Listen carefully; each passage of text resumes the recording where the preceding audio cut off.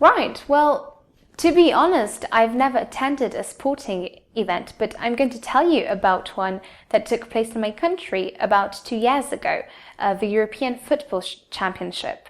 This was a huge event in my country because it was the first time we had ever hosted a sporting event on that scale.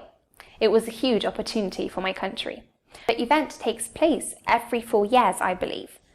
I have no idea who the next hosts are.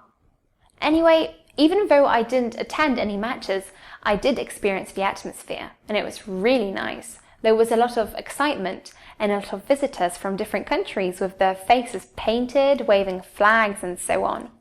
Like I said, it was the biggest event we've ever hosted in my country, so that's how I'll compare it to other events.